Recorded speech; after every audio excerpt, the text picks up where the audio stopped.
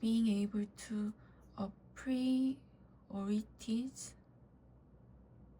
your response allows you to contact more deeply with individual customers, be the one-off interaction around a particularly delightful or upsetting experience, or the development of a longer-term relationship with the significantly influential individual within your customer base.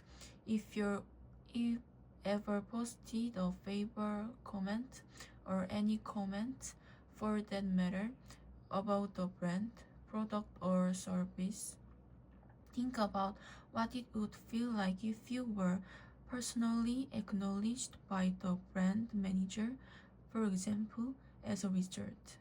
In general, people post because they have something to say and because they want to be recognized for having said it.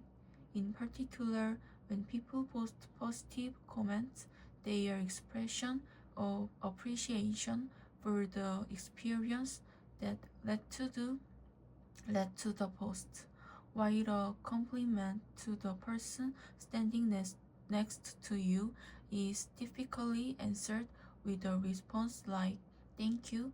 The sad fact is that most brand compliments go unanswered. These are the lost opportunities to understand what drove the compliment and create a solid fan based on that.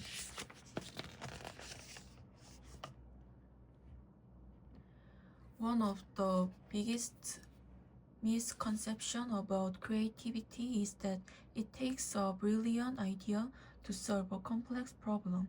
While this may be true in pure science, in most commercial contexts, or even in day-to-day living, it is never that one silver bullet that does the magic. It is, in fact, a series of seemingly simple ideas that count. The key is to have enough ideas that solve specific parts of the overall problem, and then the only task looks very much tenable, since creativity comes from combining concepts in an unusual fashion, and since it is exceedingly difficult to trace the original of ideas, you are better off generating as many ideas as possible with the hope that some of them would click. That is what great scientists and artists do. As the author Walter Isaacson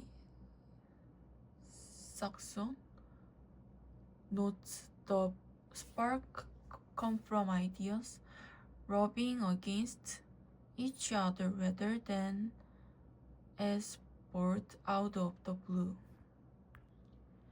Sometimes it is hard to know the right thing to do for the planet. What sounds good may not necessarily be so. Rooftop solar panels, for example, are one of the most expensive and least effective ways to help the environment. Buying local food can actually increase water pollution and waste. According to research from the Danish and UK government, plastic grocery bags may actually be better than cotton bags for the climate and for water. You may disagree with all or some of those claims, and you may be right. It depends on your individual circumstance.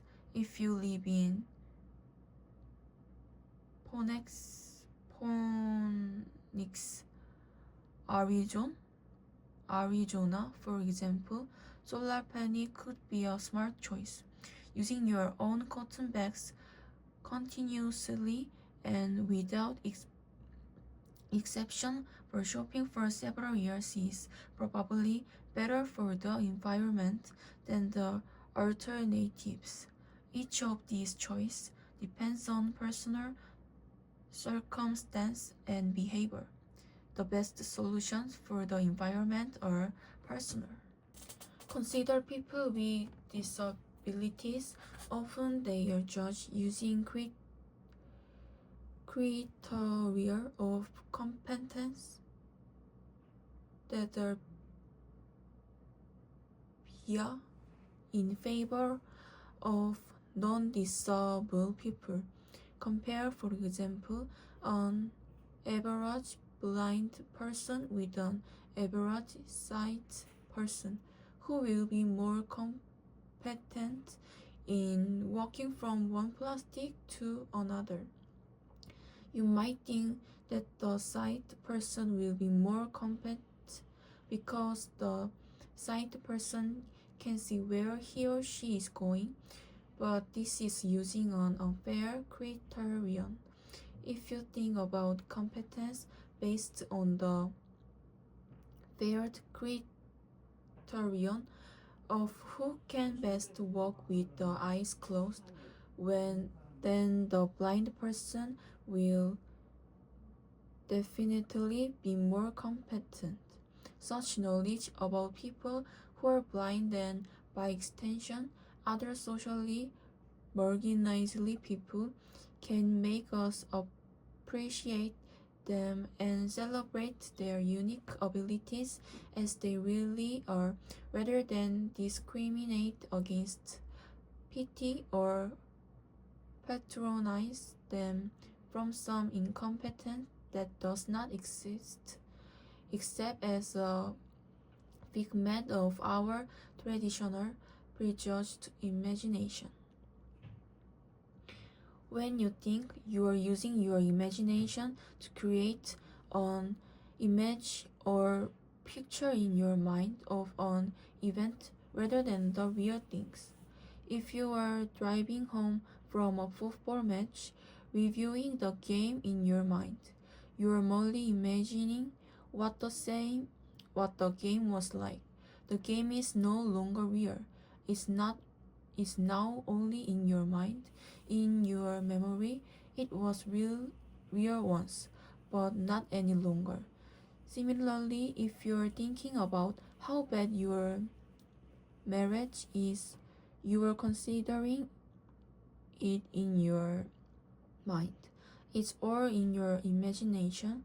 You are literally making up your relationship.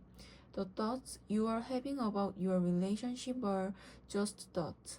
This is why the old saying, things aren't as bad as they seem, is almost always true.